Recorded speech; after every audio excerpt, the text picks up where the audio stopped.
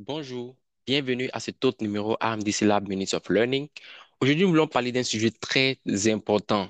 Alors, nous savons que si vous faites la recherche, surtout dans les sciences sociales, vous serez confronté un jour ou l'autre, n'est-ce pas, à développer un questionnaire.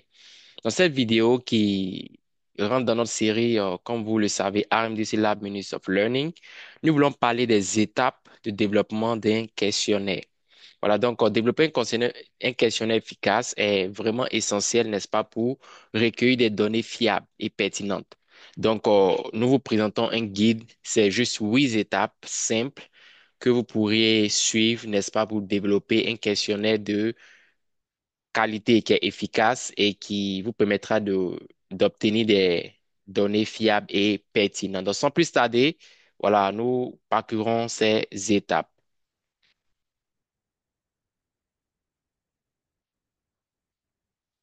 OK, donc ici, vous voyez déjà les 4 premières étapes. Donc, nous allons parcourir chaque étape individuellement. Donc, pour développer un questionnaire, voilà, première étape, ça concerne à définir les objectifs de recherche. Voilà, donc bien entendu, vous voulez développer un questionnaire parce que vous êtes face à une étude, n'est-ce pas? Et vous voulez comprendre quelque chose au travers de l'étude. Donc, c'est de déjà commencer par définir vos objectifs de recherche. Ça veut dire quoi? Vous devez identifier clairement le but de votre questionnaire, n'est-ce pas? Et quelles sont les informations spécifiques que vous souhaitez recueillir. Donc, c'est la première chose, en fait. Voilà, nous travaillons avec des personnes qui viennent demander notre aide, qui veulent créer un questionnaire, mais qui n'ont pas vraiment une idée claire des objectifs qu'ils veulent atteindre dans leur recherche, n'est-ce pas? Donc, c'est difficile d'aider de telles personnes. Donc, on les ramène toujours à l'étape 1. Vous devez d'abord, n'est-ce pas, identifier clairement le but de vos questionnaires et les informations spécifiques que vous souhaitez recueillir. Donc, c'est très important, étape 1. Donc, étape 2, c'est d'identifier le public cible. Voilà, donc vous devez vraiment comprendre quelles sont les caractéristiques de ceux qui vont répondre à ce questionnaire, n'est-ce pas? Quelles sont les caractéristiques des répondants?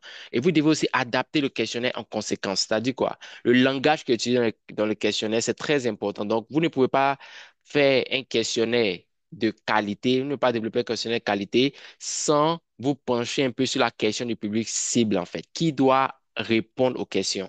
Quel est leur domaine, n'est-ce pas? Quel est leur niveau d'éducation, leur niveau de langue, n'est-ce pas? C'est important de connaître son public cible afin d'adapter le questionnaire en conséquence. Le troisième point, c'est après que vous aviez identifié les objectifs de recherche, vous avez bien défini, après que vous avez identifié le public cible, c'est le temps de rédiger les questions. Voilà, on ne commence pas par rédiger les questions. Donc, c'est vrai que c'est la partie peut-être qui peut sembler plus importante, n'est-ce pas? Mais c'est pas là qu'on commence. Ça vient en troisième étape. C'est en troisième étape qu'on commence maintenant à rédiger les questions. Donc, vous devez formuler des questions claires et concises. Ce ne sont pas des questions qui vont, par exemple, vous devez, voilà, vous devez formuler des questions telles en que quelqu'un qui lit à son propre gré, à son temps libre, peut comprendre ce que vous voulez dire par la question. Donc, la troisième étape, c'est de rédiger des questions, en d'autres termes, de formuler des questions claires et concises. Vous devez vous assurer d'utiliser un langage simple et éviter les thèmes techniques ou ambigus. Voilà, si un thème est ambigu, par exemple, et la personne peut répondre en fonction que la personne comprend, mais c'est pas le but peut-être de la question, n'est-ce pas? Donc, ça va s'aimer la confusion et ça va introduire vraiment un biais dans les données que vous avez collectées, n'est-ce pas? Donc, c'est important d'utiliser un langage simple et éviter les thèmes techniques ou ambigus. Donc, en quatrième point, voilà, c'est de choisir le, le type de question. Voilà, c'est très important de choisir le type de question. Vous pouvez utiliser, par exemple, une combinaison, n'est-ce pas, de questions ouvertes et de questions fermées. Voilà, je pense que peut-être, voilà, c'est vrai que le questionnaire, on veut le faire dans un temps, voilà, afin que les gens puissent répondre en un temps record, mais c'est important, en fait, vraiment de considérer, d'inclure, en fait, certaines questions ouvertes. Voilà, ça permet de savoir plus, par exemple, sur un sujet donné. Donc, utiliser une combinaison de questions ouvertes et fermées. Donc, les questions fermées, comme on le sait, hein, sont plus faciles à analyser, tandis que les questions ouvertes, voilà, peut fournir des informations plus détaillées. C'est vrai que c'est facile de répondre aux questions fermées, n'est-ce pas? Mais c'est en même temps aussi, en même temps, les questions ouvertes nous permettront d'obtenir des informations vraiment plus détaillées. Donc, c'est de, essayer de combiner les deux, en fait. Voilà, combiner les deux. Donc, nous passons maintenant au cinquième point. Voilà, le cinquième point qui est d'organiser et de formater le questionnaire. Voilà, une fois que vous avez choisi les questions, n'est-ce pas? Le type de questions, vous pouvez maintenant organiser et formater le questionnaire. Ça veut dire quoi? Ça veut dire que vous devez structurer le questionnaire de manière logique.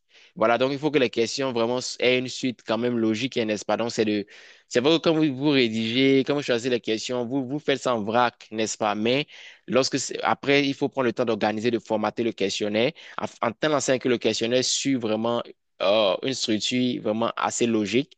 Et puis, généralement, on commence par les questions générales, n'est-ce pas? Et après, on progresse vers des questions plus spécifiques. Donc, c'est comme ça, en fait, un questionnaire, normalement, n'est-ce pas? Donc, il faut aussi avoir ça à l'esprit. Commencer la plupart du temps par des questions générales et vous allez progresser vers des questions plus spécifiques. Donc, sixième point, c'est de prétester le questionnaire. Voilà, c'est très important hein, de prétester le questionnaire. Un questionnaire, on a fait le questionnaire, on est prêt à aller donner au répondant. Non, il est toujours important de prétester le questionnaire. Il peut y avoir des erreurs, surtout si c'est un questionnaire euh, électronique, n'est-ce pas, via Google Form ou bien, voilà, même si papier également, il faut prétester. Donc, il faut faire un prétest avec un petit échantillon de votre public cible. Donc, vous connaissez votre public cible déjà, n'est-ce pas? Donc, il faut prendre un petit échantillon. Ça peut être 5, 10, 20 personnes. Ça va dépendre de la taille que vous voulez éventuellement. Mais il faut prendre un petit échantillon de votre public cible pour identifier et corriger les problèmes potentiels. Donc, c'est ce petit échantillon, si c'est 5 personnes, supposons, ils vont remplir le questionnaire et peut-être qu'ils vont voir que, oh, c'est vrai que vous avez fait de votre mieux pour enlever tout ce qui est langage ambigu, mais il peut y avoir encore des langages ambigu encore, n'est-ce pas? Donc, ce petit échantillon-là, le but, c'est de vous fournir encore des feedbacks pour vous aider à corriger voilà, les problèmes potentiels que votre questionnaire pourrait rencontrer. Donc, c'est le point 6. Le point 7, c'est de maintenant passer à l'administration du questionnaire. Voilà, c'est là qu'il faut vraiment choisir une méthode d'administration appropriée.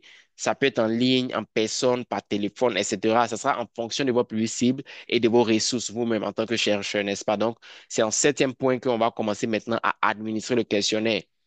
Voilà, et je pense qu'on avait fait une vidéo pour ceux qui, voilà, qui nous regardent la première fois ou nous suivent pendant longtemps. On a fait une vidéo sur comment en fait, comment définir son échantillon, comment faire son échantillonnage réussi, n'est-ce pas? Donc, c'est dans une de nos vidéos. Prenez le soin de répartir, voir cette vidéo. C'est important parce que quand on fait un questionnaire, on veut vraiment on veut recueillir des données qui remplissent certaines conditions, n'est-ce pas? Donc, c'est important de savoir définir un échantillon représentatif de la population. Donc, nous avons fait une vidéo à ce propos. Veuillez prendre, c'est une vidéo peut-être de 5 à 10 minutes. Veuillez prendre le temps d'aller voir cette vidéo. Si vous voulez vraiment faire un questionnaire de qualité. Donc, c'est ça. Donc, comme il dit, en septième position, c'est de choisir une méthode d'administration appropriée. Ça peut être en ligne, en personne, par téléphone. Ça sera en fonction de votre public cible et de vos ressources en tant que chercheur. Donc, pour finir, voilà, une fois que vous avez recueilli les données, n'est-ce pas? Bien entendu, c'est analyser les données. Donc, pour ça, vous pouvez utiliser des outils statistiques pour analyser les réponses et tirer les conclusions pertinentes.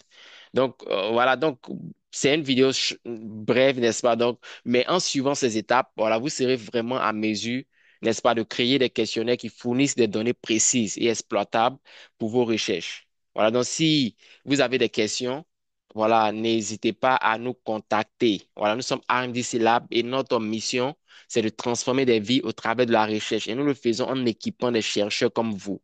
Donc, ça, cette vidéo rentre dans notre série, ce qu'on appelle RMDC Lab Minutes of Learning. Donc, nous postons des vidéos comme ça fréquemment sur des sujets brièvement, n'est-ce pas, pour vous donner déjà une idée générale.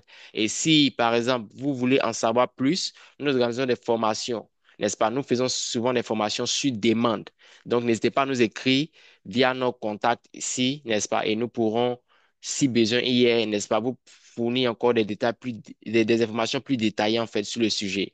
Merci et à très bientôt pour un prochain numéro RMDC Lab Minutes of Learning.